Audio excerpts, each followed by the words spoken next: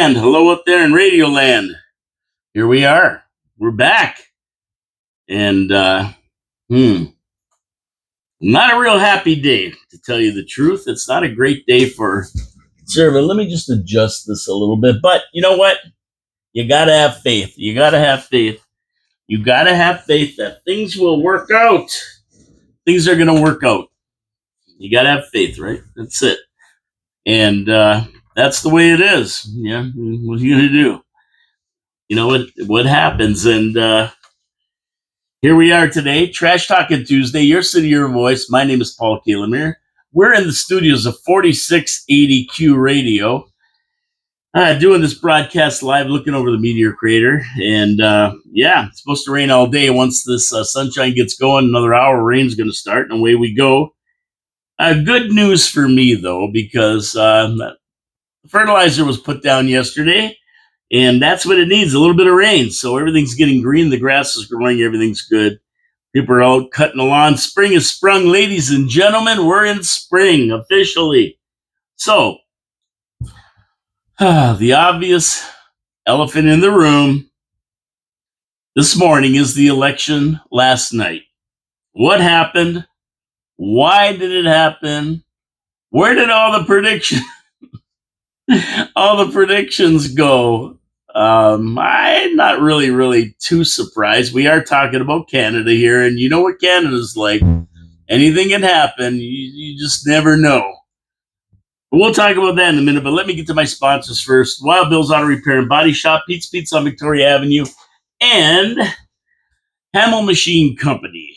So you look at the weather, it's nice out there. Time for your spring checkup on your car. Don't fool around. Be proactive. Take your car to Wild Bill's Auto Repair and Body Shop. Have them look it over. Make sure all systems are go. Everything's running right.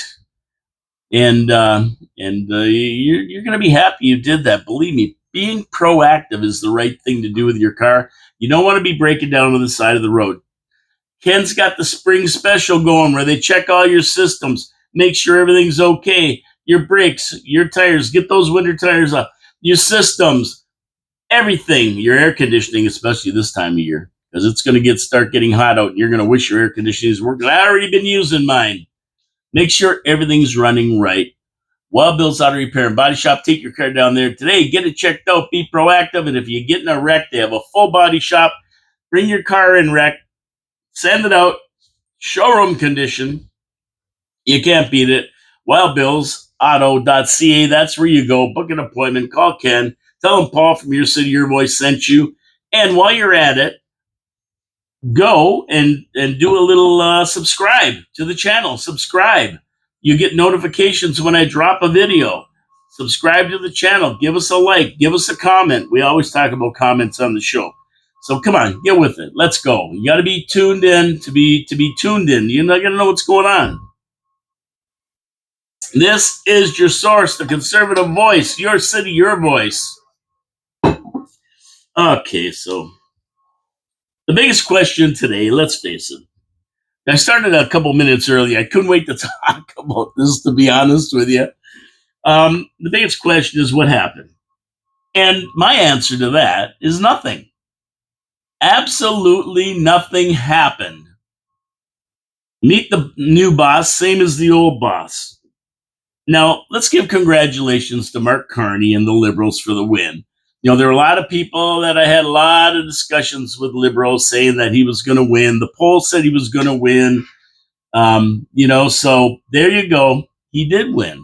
He won a minority, but he wasn't far from a majority. I'm going to tell you. And when you look at a grifter in a tax dodge, he $5.1 billion of taxes he bought, didn't even live in Canada, was basically appointed as the leader of the Liberal Party. You got to figure that, you're never going to see another conservative in power. Not in my lifetime, I don't think. I mean, it was Pierre's to lose. He was up 20 points in December, right? So the turnout was great. 70%. My buddy Chopper, Kevin Mancuso, told me it was 70%. He also said there would be another election by the end of the year or next year, which could be true depending on whether the Parti Québécois and Blanchette gets along with the liberals or not. So they have the balance of power right now. They're the ones. And Blanchette won't pussyfoot around with the liberals. What he's going to tell them is, I want this for Quebec. And if I don't get this for Quebec, I no support you. And if he doesn't, they have like the swing of power right now. So he's the no nonsense guy, Blanchette. I like him a lot. I still don't understand how there can be a political party in Canada that doesn't want to be prime minister, doesn't want to run Canada or be part of Canada as in the election process, only wants to get in there so he can connive his way to getting what Quebec wants. How can there be a guy in debates and having a party that doesn't even isn't national, just about one province? It's a strange situation to say the least. But it's going to be an interesting 4 years or less, depending if the non-confidence vote comes in and they throw liberals out. Like, who knows, right? I mean, basically, over the years, the last 10 years, the liberals have been selling the country out for future political power. That's what they've been doing, and you know what? It's been working. It worked. They got elected again. 10 years of Trudeau, and they get voted right back in. I mean, how do you explain that?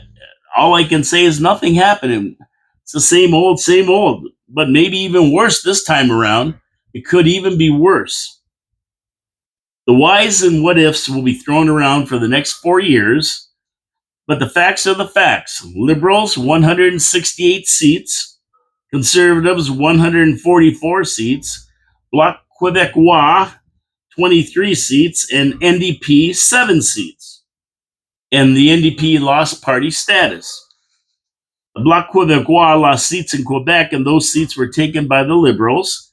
Toronto, of course, went red, but some inroads were made by the Conservatives there. The biggest loser in all this whole thing was Jagmeet Singh. This guy has taken the once proud NDP from the official opposition status to non-party status. What a mess he made of the NDP. Now, he says he stepped down, of course, before they threw him out. Something they should have done years ago. Jack Layton is turning in his grave right now. And Jagmeet Singh really, the guy's a scumbag. He really is. He wasn't even trying to do anything except get his pension, because he could have brought this government down late last year. He's had 2 or 3 chances, and he didn't. He let him go. He let him go until finally they got rid of Trudeau. He could have brought it down, and he could have been the opposition party. Trudeau was at the lowest ratings ever. The Liberals were going to get clobbered. But rather than bring them down, he let it go because he wanted to keep it going. He could get his pension. He cared about himself, not about the country. He don't give two about the Canada or Canadians. And that's why this all went down like this. He could have been opposition leader, but he didn't care about that. He didn't care about his party. He didn't care about anything except himself. And that's why we see what's going on right now, what happened right now. And that's it. I mean, there's no arguing it. It's exactly what happened. You can argue it all you want, but that's what happened to him. He's a big loser. He's a douche. And hit the road, buddy. Nah. Hey, get the F out of here. Second biggest loser is PP. He not only lost the election, he even lost a seat in Carleton riding. I mean, like how bad is that? Like, this guy, as the opposition leader, allegedly can't even go in the House of Commons because he doesn't have a seat. He's going to have to wait till a by-election so he can go in the House of Commons. What's he going to do? Run the country from the gallery? Just a disaster. Just a disaster.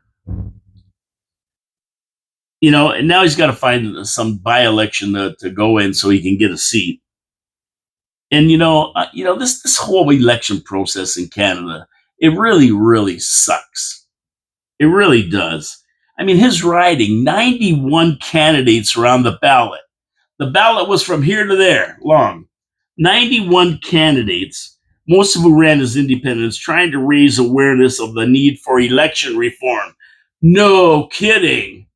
No kidding. Yeah, we need election reform in Canada for sure. I really thought from the visuals and the fact that 10 years of recklessness by the Liberals would be enough to get Canada to change.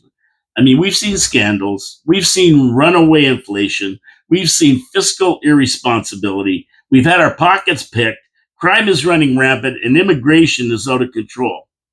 There's a major homelessness and drug problem, a housing crisis. As Canadians, we've seen the worst of the worst for Canada over the last 10 years. If that doesn't elicit change, what does? What will? Well, we saw it last night. Nothing will. Nothing's going to change. Apparently, Canadians, for the most part, are happy with the way things are as is. I said this a long time ago. When Trudeau was first elected, a part time drama teacher with a famous last name and nice hair, not qualified to be dog catcher, gets elected. It was a joke then, and it's still a joke. I don't want to believe that a conservative could never get elected in Canada again, but it's true. I don't think you'll ever see a conservative elected in Canada again, at least not in my lifetime. How are they going to win? If all that couldn't get rid of the Liberals, what's going to get rid of them? I mean, as much as PP is the second biggest loser in all this, he did manage to get 20 or 25 more seats or something for his party. He got the most the conservatives have gotten in a long time. So he did a good job, and he did the good job with the blue collar workers. They supported him. But even at that, it's still not enough to beat a guy who doesn't even live in Canada, never lived here for 20 years, is a huge tax evader, $5.1 billion worth he put to offshore accounts so he didn't have to pay Canada. The guy never was elected to anything. He ran the financials with Trudeau of Canada and ran it to the ground, and he still got elected. He got elected in his own riding against somebody who was in the military and was a police or something. I think her name's Barbara Ball or something. Like this, how can this be? It's impossible, but it happened. So I don't think that, in the last century, the 20th century, the Liberals held power for almost 70 years. And we're seeing them do the same thing, headed towards the same thing in the 21st century. We've been around for 25 years, and now they're going to be in power for 14 years of it, maybe more, maybe 17 or 18. I can't remember. But the demographics in Canada have changed so much that conservatives just can't overcome it. You have so many immigrants that are working for the government. They're on the dole. They're getting paid somehow by the government, and they're not going to kill the golden goose. And I said this the other day. I said, you've got special interest groups that are being favored by the government, LGBTQ plus, and every special interest group on the planet. You've got your public service unions. They're all offshore people. They're gonna vote for the government that gives them money. Then you've got your media, which is so left wing it's not even funny. I mean, they spread fake news. CBC is bought and paid for by the Liberals, and then you just got your liberals who vote liberal because they vote liberal. You got your East Coast that is mostly red. So I mean, it's very, very hard for a conservative to come close, and PP did it better than anybody in the last little while, anyway. I think it's just anybody with conservative values that want to contract government, fiscal responsibility, lower taxes, cut government waste and efficiency and spending. I think anybody who wants to do that is hard pressed. And if I have to make one criticism of Pierre Poilievre, it's that he didn't stick to the right far enough. You had to hammer these issues home. And all it was for the liberals was we're not, we're going to be able to stand up against Trump. We need somebody who can stand up against Trump. They lived and died on the Trump mountain, and they won. They won. I mean, the idea of responsible government has lost out to the everything for free ideology. It isn't going to change anytime soon. So forget about that. Forget about that. The conservatives, like I say, did a good job. They picked up a lot more seats, but not close enough for the win. And of course, in Canada, Ontario and Quebec decide the elections. And all the seats that the Bloc Québécois lost, and they did lose a few seats, went to the Liberals. I mean, Ontario and Quebec have 200 seats between them of the 343 out there. So you win those provinces, you're basically in like Flynn. And that's what the Liberals did. That's what the Liberals did. Um, and I explained all about the bought and paid for votes and the CBC and everything else with Chris on Friday when we talked about this. And the media pumping the only guy that can deal with Trump, making it all about that, and Pierre Poilievre is Trump. I mean that was another dandy, and played out just the way that really it was planned to play out. And they just missed the majority they were looking for. So unlikely as that seemed 5 months ago, it happened. I mean, this has been going on for 10 years. The same thing. We've seen this election after election with Trudeau. What can he do now to make people wake up and vote him out, toss him out? Nothing. They elected him 3 times. Blackface, SC Lavalin, trucker protest, freezing bank accounts, you name it. They've done it, the Liberals. And they still get in again and again and again. And now it's going to be 14 years to them. If the Bloc Québécois gets what they want, they'll go along with the Liberals for sure. So, I mean, yeah. I mean, you look to the South and you see the 180 the Americans did last November. And, you sit here and think, well, it can happen in Canada. There's a movement going on. Pierre's getting 5 to 10,000 people out for his rallies. You're seeing all this and you're believing that that can happen in Canada. But here's the difference. Canadians don't have that kind of patriotism. A lot of them have no loyalty to Canada. So the Trump and flag approach that worked in the United States so well won't work here. Everything we saw was an illusion. Or we were delusional, one or the other. It was a magic. It was sleight of hand. The Trump approach of rallying people around the flag and around Make America Great Again won't work in Canada. You don't have the demographic to do that. Their elbows up was stupid, and their beaver tails, Canada first and all the other stuff. It's never been Canada first. Jagmeet Singh proved that. It's Jagmeet first. And most of these people who live here, who have come from other countries, that it's them first and their countries first. You see them on the streets. You see how they act. You see how we cater to them. It's not the same here. I mean, what did Trudeau call us? The I don't know, something with the bad attitudes, something minority with the bad attitudes. I mean, the people that would really fight for the country, right? He calls them, what do you call us? A bunch of things with bad attitudes. Some minority with bad. I got it on a shirt and I can't remember it. Insufferable or something. So I mean, like this election. Here you go. It's not about the boomers, it's not about us. Most of us had good jobs and, we have what we have now. We're all set. But, the kids and the grandkids may not be so lucky to have a house and everything else, or they're going to live in modular homes that Carney's company that he owns is going to build. Not a bunch of conflict of interest much there, is there? Now, as far as my prediction of a PP majority, well, obviously I was wrong. I wasn't even close. But I thought we saw a movement.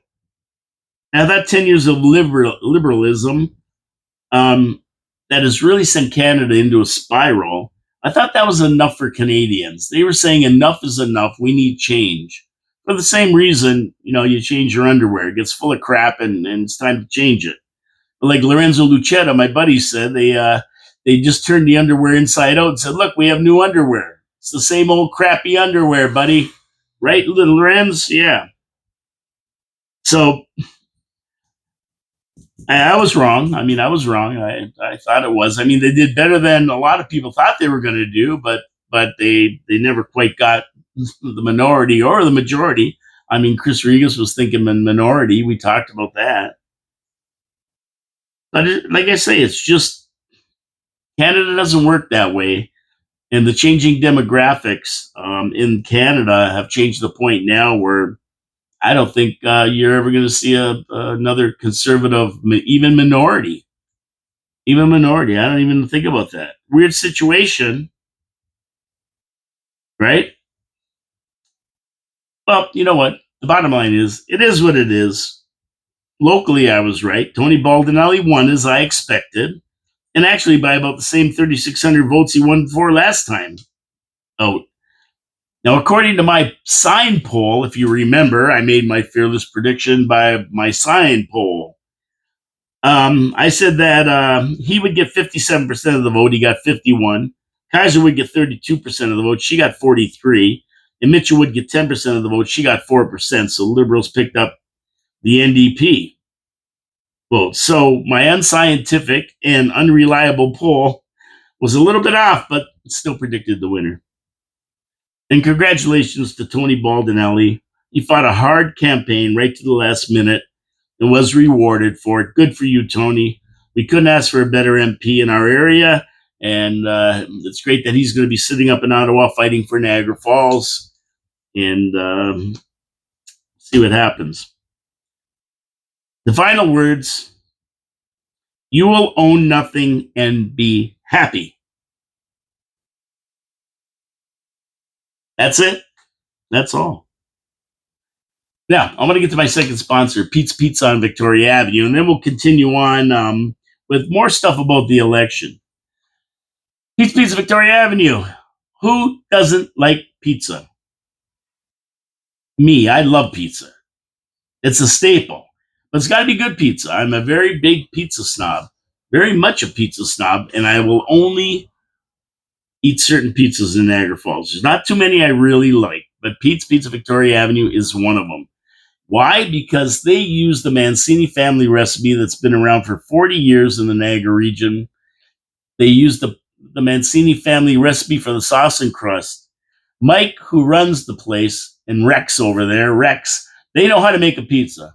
They do the right ratios of cheese, the sauce. They cook the pizza just right, use cornmeal on the crust. They do everything that I like, and they're consistent. Now, they're not just a one-trick pony. They have beautiful, beautiful chicken wings, great chicken wings. They have fantastic steak and cheese poutine, regular poutine, panzerotti, steak subs, you name it. They have a full menu for you. You can't go wrong with Pete's Pizza on Victoria Avenue. And how do you get one of these beautiful, beautiful pizzas with fresh ingredients on it? Well, you dial 905-374-2222, or you go to petespizzavictoria.ca and you order online, or you skip or dash. They're open till midnight during the week and till 2 in the morning on Friday and Saturday for your convenience. How are you going to go wrong? Support our sponsors. They support the show, Pete's Pizza on Victoria Avenue. You're going to love the pizza. Give it a shot. Tell them Paul from Your City, Your Voice sent you. We'll all be happy. Okay, so let's move on. Now, according to some pundits, this Liberal win clears the path for an economic union between the U.S. and Canada. And it appears Trump is more confident than ever with the Carney win that a union of economies can happen. Interesting, because he said he wanted Carney to win since Liberals were easier to deal with than Conservatives. At the end of the day, Carney win, that could be pretty good news for Canada, for all Canadians. Elbows down, economy up. I think that's the word of the day here, right? And this whole thing takes me back 2 months when I was sitting with two of my friends having some wings at Ivan's Bar in Niagara Falls, and we were talking about the election. And I was with Adam Hyde and Ralph Panucci, and we get together once a month, probably. We try to and sit down and talk about politics because that's what we talk about. That's what our interests lie in, you know. And we were talking about this election, and Ralph brought up a good point. He said that if we were smart, we would vote for Carney. That's what he told Adam and I. And we're looking at him like, what? You're a conservative. Why would you want to vote for Carney? And he said, the faster Carney gets elected, the faster Canada becomes a 51st state, which is what we really want, right? He said, the country's going to go down faster with Carney running it than with Poilievre, or not Poilievre. I never say it right. So I'm going, you got a point there. A strategic vote for Carney just might dive Canada faster into the dumper. And when it gets to the point where it can't be saved anymore, then they're really going to be looking to the U.S. to pick it up for them. So at the end of the day, this might work out for everybody. So interesting conversation with those guys. We always get together. And it just brings me back to that conversation. It was a weird conversation, but it happened. It actually happened. Carney wins a minority, and he's going to take the country down the wrong path. You know he is. He's going to bring back the carbon tax. I mean, I said on Facebook we should start a lottery and draw tickets. What day is the carbon tax going to be coming back? Because as soon as everything's back in session, he's going to put the tax on again. You know he is. He was the one who wanted the carbon tax and wanted it even higher than it is now. So this was just an election ploy. It's coming back. You can guarantee it. Plus more taxes, plus giving more money away to other countries. I mean, this guy's a globalist to the nth degree, WEF globalist. And Canada just FAFO, and they're going to find out. And take it from there. You know, be careful what you wish for, Canada. You got it. Now you're going to have to deal with it. And it might not be pretty. We'll see. We got to hope. Hey, faith. Party Quebecois might bring them down, like my buddy Chopper said. They might not be in power that long. You got to have faith. That's all we got left, right? Because we lost the election, and there's a lot of surprised people and a lot of people just hammering Jagmeet Singh because he didn't bring this government down when he should have. But, you know, he was in it for himself. That's obvious now. He never even made a try at being the opposition or anything. He was just, his big thing was, we got to keep the Liberals in check. But at the end of the day, what did he keep in check? He voted with the Liberals 99% of the time. He never kept them in check. That's a bunch of baloney. The only check he was worried about was that pension check. There you go. Okay, let's check that one off now. And, you know, there's other news in the world. You know, so let's get on to some of that. So, a little bit of bad news for travelers who like to hit the duty-free shop because of the plummeting traveler volumes. And, you know, they make it sound like when they write these things in the paper, they make it sound like this just happened since Trump got elected. He's been in power 100 days today, Trump. I think today's his 100 days, first 100 days. But they make it sound like he, just since in the last 3 months, they went broke. That's nonsense. But a judge ordered the duty-free shop at Canada's second busiest border, that's the Peace Bridge, into receivership as it struggles to pay off millions of dollars in debt and overdue rent. The Buffalo and Fort Erie Peace Bridge Authority, which owns that little plaza and land, claims the store owes it up to $17 million of unpaid rent, going back years. While the RBC, Royal Bank of Canada, says there's $3.3 million in debt outstanding. And, you know, like, this didn't just happen. I'm going to tell you what killed the duty free. That's this goofy government who shut everything down during COVID. That's what happened. The insinuation that tariffs made the difference, no. No, tariffs might have put a final nail in the coffin for them, but they were in bad shape and not recovering. If you got $17 million of outstanding rent and 3.3 million in debt, that's $20 million. You didn't just get that in the last 100 days. It was COVID that killed it, just like they killed so many businesses and people. I mean, the duty free store has been in trouble for a long, long time, and now you're seeing it go down. The COVID hoax is what put the knife in it and twisted it over the couple of years that everything was closed down. Geez, you couldn't get over the border. You had to have a Arrive can. That's another scandal, Trudeau scandal, Arrive can. I forgot about that one. No, everybody forgot about that one. They spent $100 million on gave to their buddies to make a program that was worth about 2,000. Everybody forgets about this crap, you know. Yeah, it's really everything. Everybody stays away from the reality of COVID and what it did to this country and the people in this country. Um, but that's what caused it. That's what killed the DEF store, the duty free store. Um, it's sad to see it go down because that's one of the main places people stop. You grab a couple bottles before you go over the states, and you take them with you when you go. And that, I mean, I'm sure the airports will still be open. I mean, they're busier than heck because you have a captive audience. But now, with this travel, that's been really going down, and not so much because of Trump and the tariffs and this all of a sudden Canadian patriotism. It's the dollar. 50-cent dollar just doesn't play well when you cross that border. Your dollar's a peso, basically, worse than the peso compared to the American dollar. So that's more of what it's about than these tariffs. But the biggest swindle ever was COVID. We all know that now. Everybody knows that. And it just took this long to put the final nail in the coffin. Another Canadian icon gone. The duty free store. We love the duty free store. Stop at it all the time, but yeah, it's gone. I don't know if they're going to be able to come out of it. It's probably going to just be closed. I mean, there's too much in debt. $20 million. Sometimes these companies can reorganize, but I don't see how you're going to reorganize a small enterprise like that. 20 million in debt. I mean, it just seems impossible.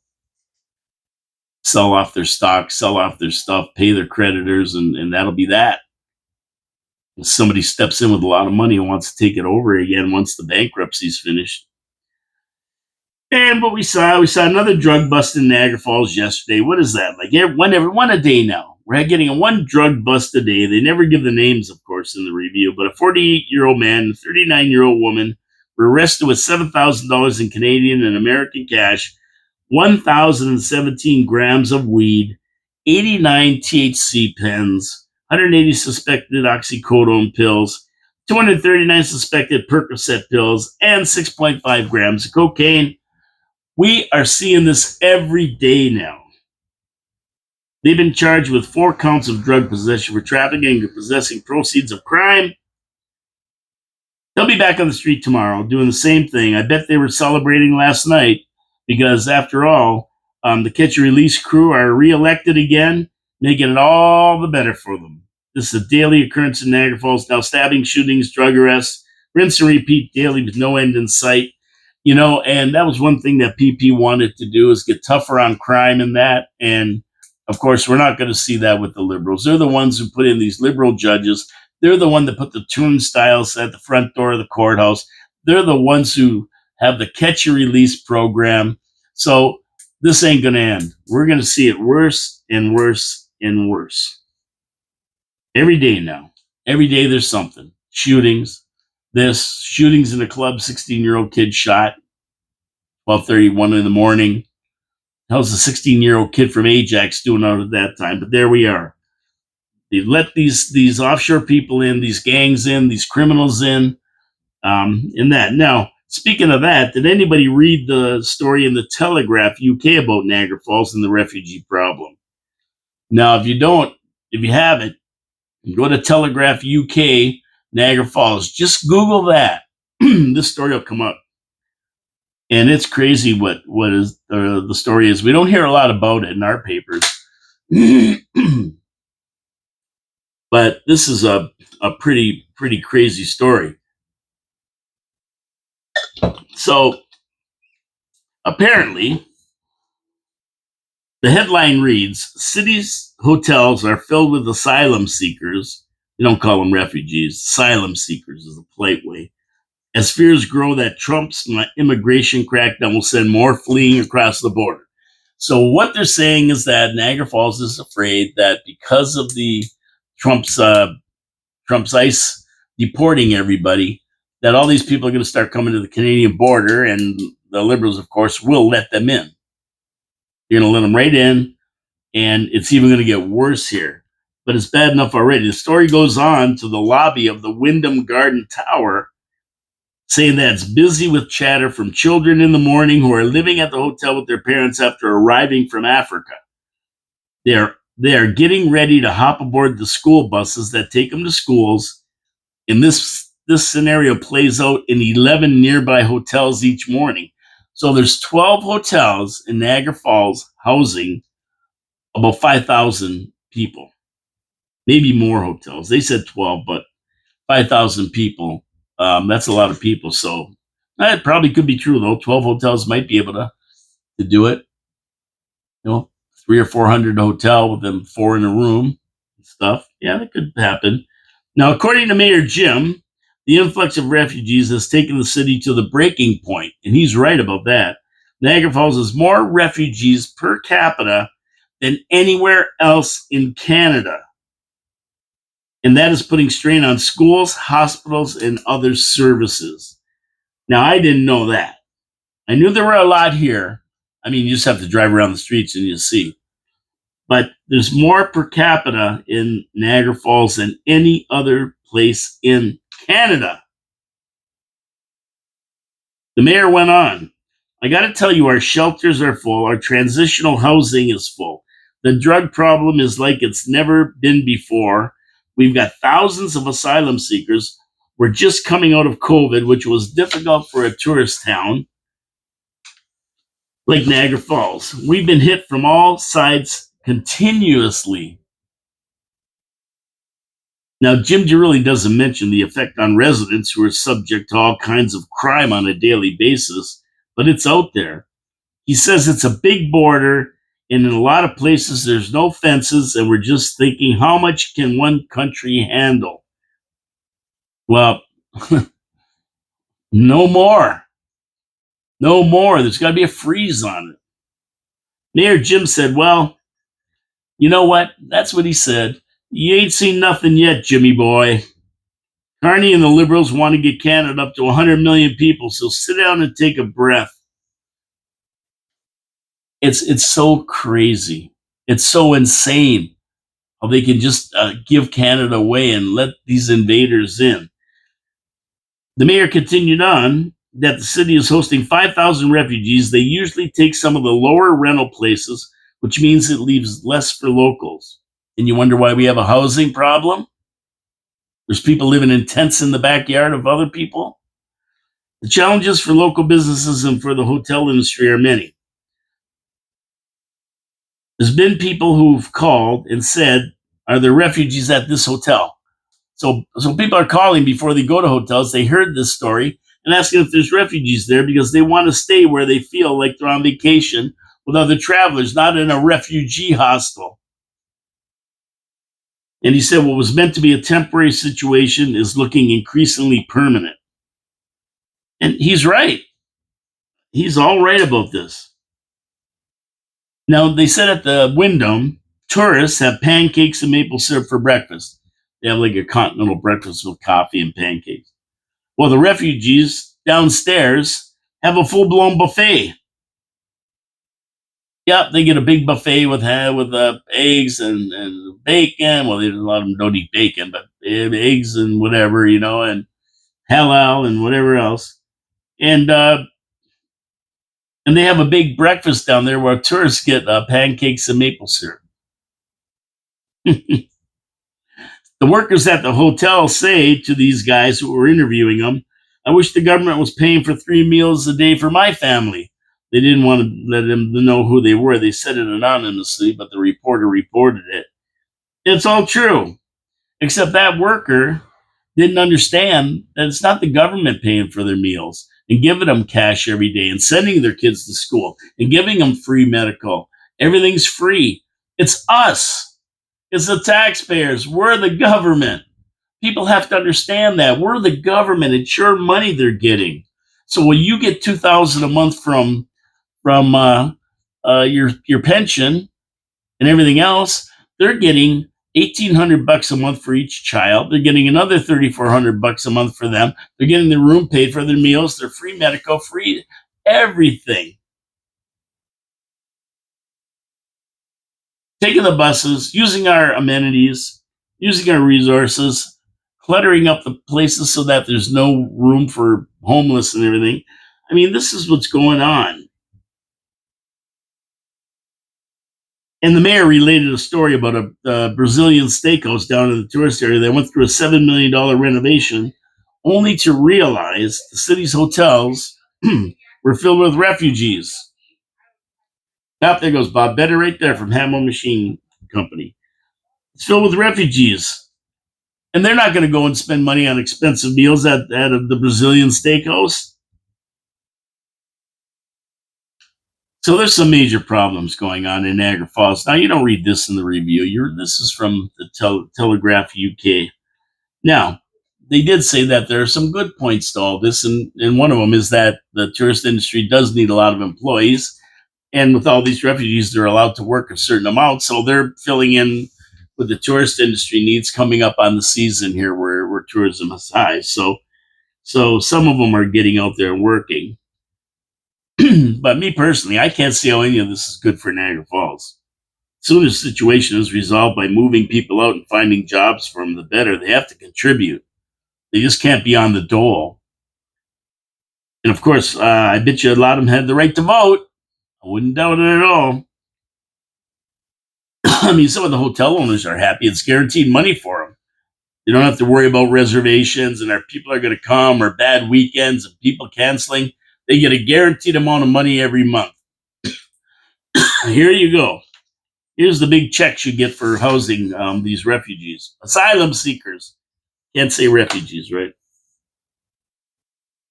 So that's what's going on with that. The hotel owners are awash in cash from all that. They don't have to wait for anything. They get their checks from the government, which means they get their checks from the taxpayers because we are the government. And you can go to that Telegraph UK and just put Telegraph Niagara Falls, Telegraph UK Niagara Falls, and you'll get the story and read about it. And it just looks to me like the longer they keep the refugees here, the better off the hotel guys are. They don't have to worry about it. And I think I heard too that at the end of the day, when these people leave and have destroyed everything, that they get a full renovation on their hotel from the government as well. Well, not the government, taxpayers. Yeah, so there you go. That's another thing. What about that? How many millions and millions is it going to cost us? It's ridiculous. It's got to end. But you're not going to see it end. The Liberals are the ones who put this in place and are doing it in cities across Canada. So you're not going to see it end soon. They want to bring more people in.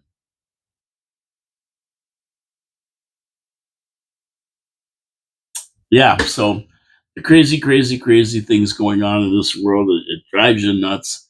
It makes you goofy. But that's what's happening. That's what's happening here.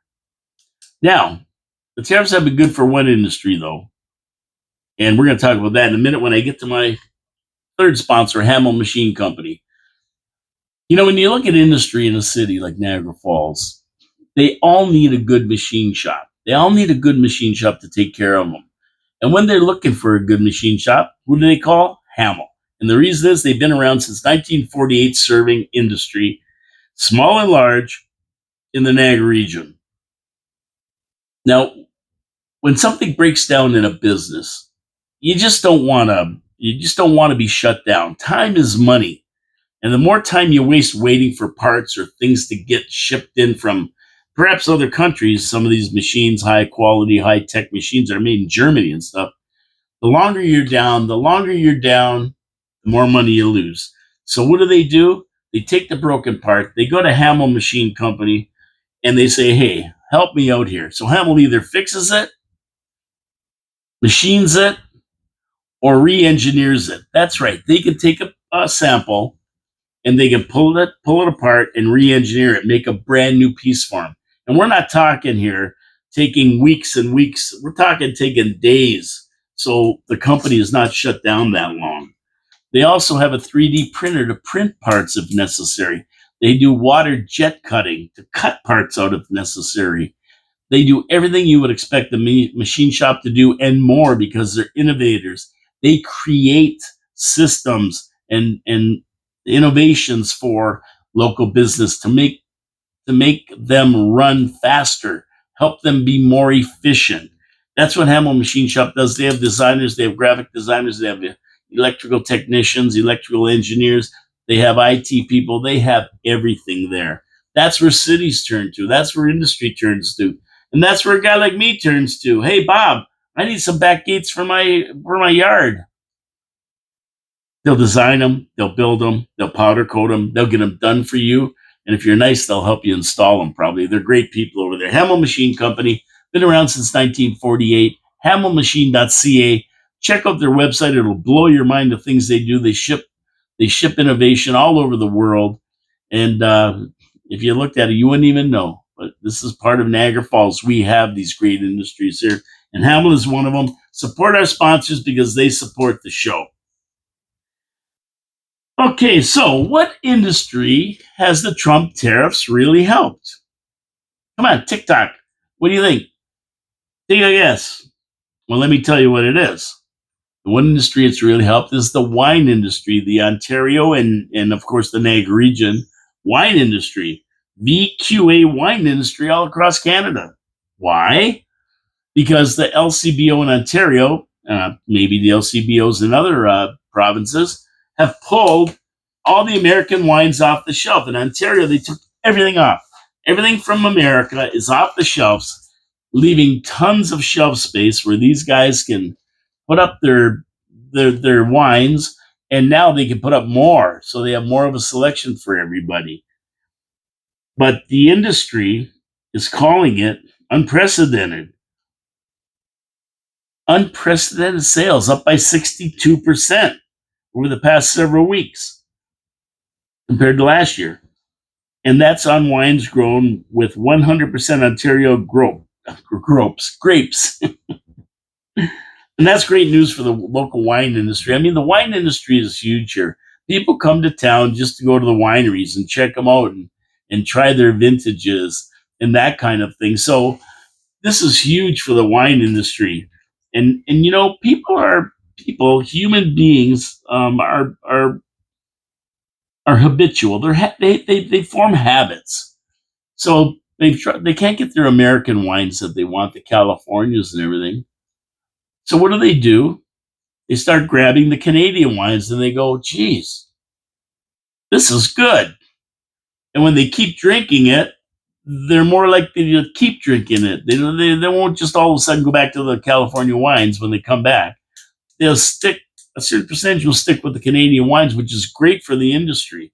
They're creating new clients. And 9 times out of 10, it's very hard to create new clients. It costs millions of dollars to acquire new customers. This is kind of like being given to them because they've pulled all the American wines off the shelf. So they've grown immensely. Like red wines have seen a 71% growth. Whites are up 67%. Sparkling wines have seen a 28% increase. The LCBO is filling up the shelves with the Canadian products where the U.S. products used to be. And that allows, like I said, the wineries to put more of their offerings on the shelf, which is fantastic.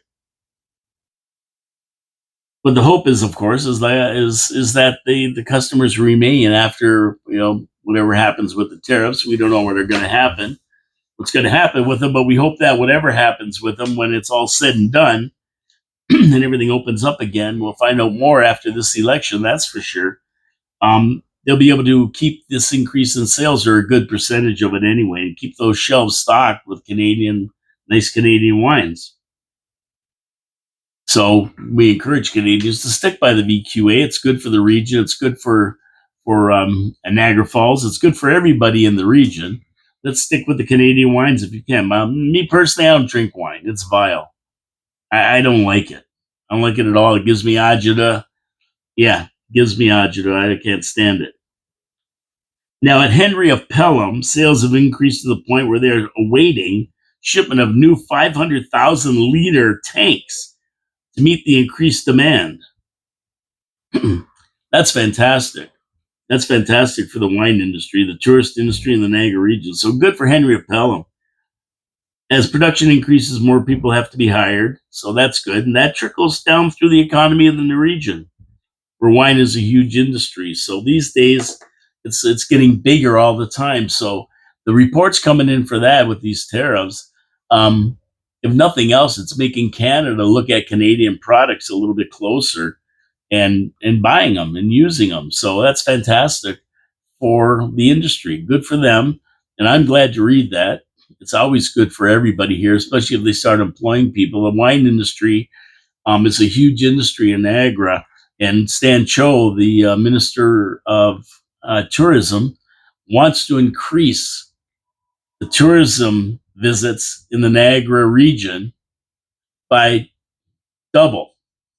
He wants to take them from 13 to 14 million to 30 million a year, which is great for the area. I mean, the more the merrier, right? And he's going to do that by fixing the highways, making transportation better, refurbishing the Niagara District Airport to accept jets and packages coming to this area.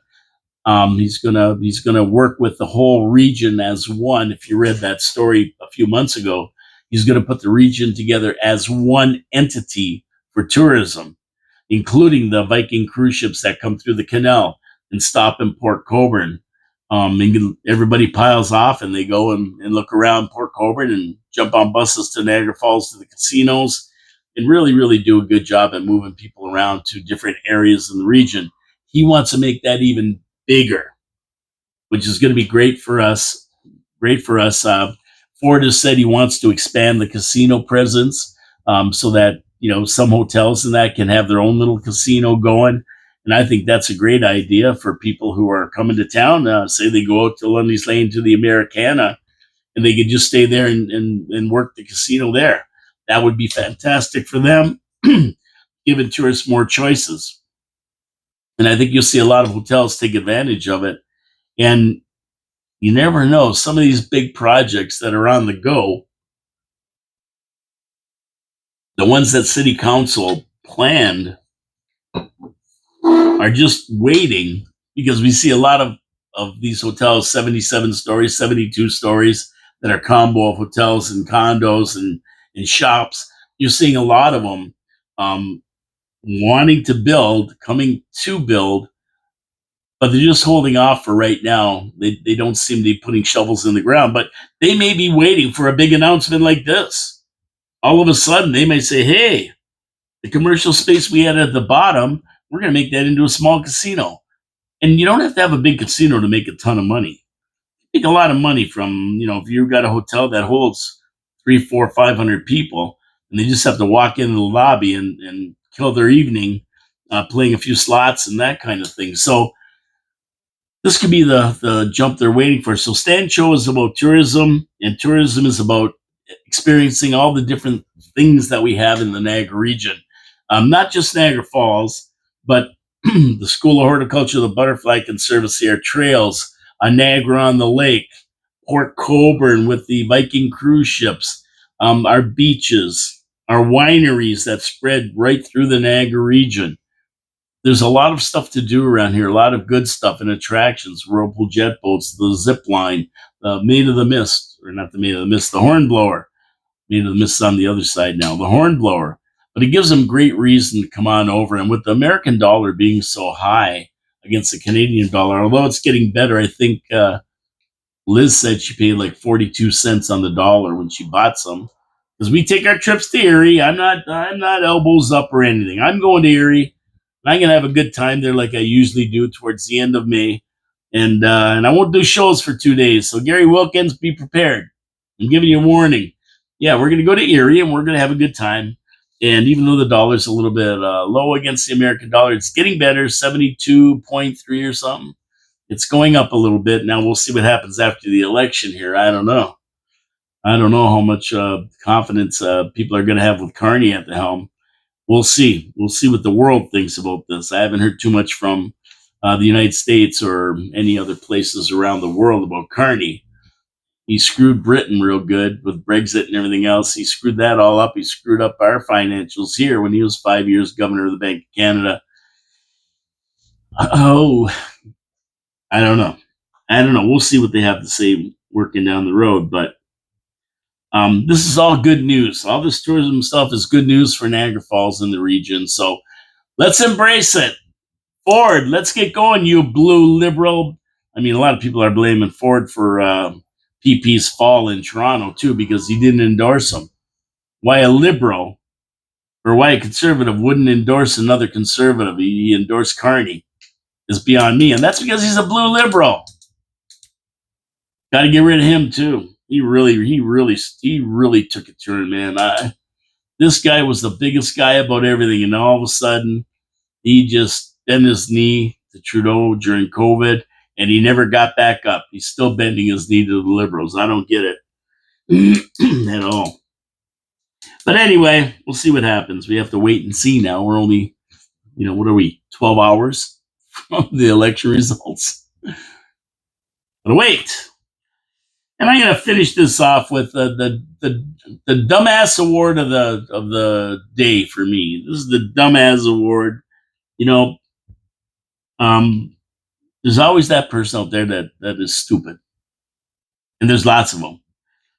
But here we go. In the States, Kristi Noem, who is the director of intelligence in the United States now, is at a restaurant sitting there having dinner, had her bag hanging over the chair like you usually do, or wherever it was. And some guy comes and grabs it and runs away with her $3,000 Gucci bag. It was a Gucci bag. I don't know what she paid for it. It was worth $3,000. But anyway, it could have been a fake for all I know. But anyway, the guy grabbed it and ran away. Now, you talk about the wrong person to steal from. The director of intelligence in the United States. Well, needless to say, they went right in the back room, looked at the tape, found this guy right away.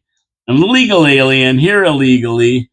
And she got her bag back, I guess. And man, did this guy ever pick the wrong person to snatch a purse from? Yeah, he should have looked at her face and said, "Oh, that's what's her name there? I shouldn't be taking this one." But anyway, this guy is an illegal alien that took it. He's going to El Salvador. He's got a free vacation on a military transport to El Salvador, and he's going to be talking to the president there, and he's going to be given a room, and he's going to be there for a long time. I don't know where the guy was from, but he's probably going to El Salvador. And of all the people to grab that bag from, I don't think he made a wise decision doing that. And of course, we've got Pam Bondi, who's the Attorney General, and they just love getting these guys and throwing them away, getting them out of there. As a matter of fact, there's something going on at the White House. And they have signs along the fence around the White House of all the immigrants they've deported right now. Big signs with their picture on it. There's 500 or 600 of them. And they've deported thousands. I mean, but they got the worst of the worst here, gang members that they're for whatever's going on. So guess what? They're hammering these guys and they're cracking down. And the borders are, what was his name? Tom, what's his name? I can't remember.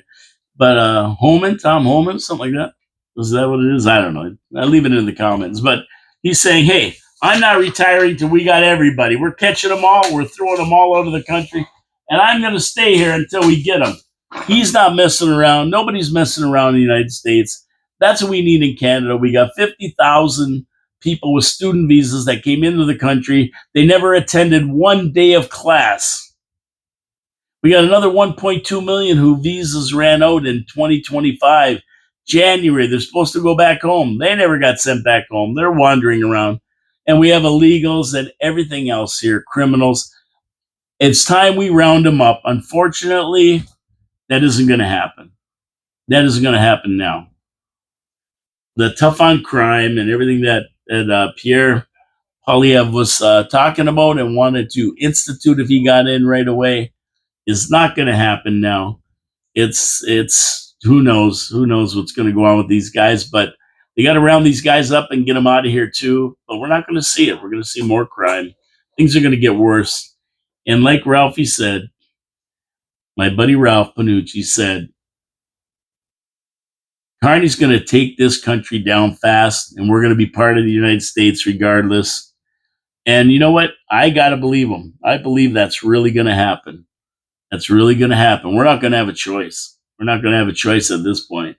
Now it's a choice whether we want to join up with Trump in an economic union. At some point, we're 1.5 trillion in debt. This guy's spending billions and billions of dollars. He's going to continue the liberal tax and spend programs, deficit spend, and it's just going to hasten our trip with the U.S. So anybody who voted for him thinking that he's going to save the country, not one person in the know is saying that. Anyway, on that note, I'm getting out of here. Support our sponsors, Wild Bill's Auto Repair and Body Shop, Pete's Pizza on Victoria Avenue, and Hamel Machine Company. We thank you for tuning in today. We really appreciate all our viewers. Hit the like button, hit subscribe to the channel so you get a ding whenever I drop a video. You can listen in. I'm one of the only conservative guys doing a show like this. Everybody else is liberal. All the stations are liberal. Everybody's liberal. CBC, Pierre would have got rid of that right away. And, come on over. Listen to what I have to say. Leave comments. I'll talk about your comments. We'll talk about everything.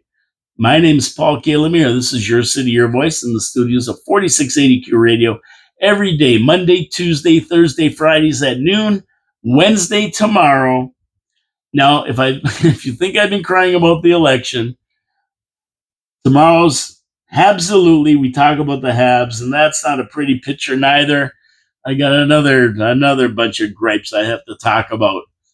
I got another bunch of beefs with the NHL and the referees. Anyway, have a great day, everybody. God bless you all. Hey, have faith. I wore this shirt for a reason today. Have faith. Have faith. Take it easy. We'll talk to you tomorrow at noon with Absolutely. Thursday with Straight Talk Thursday, and Friday with Finding Friday. The week goes fast when you do a show every day at noon. Ciao, ciao for now.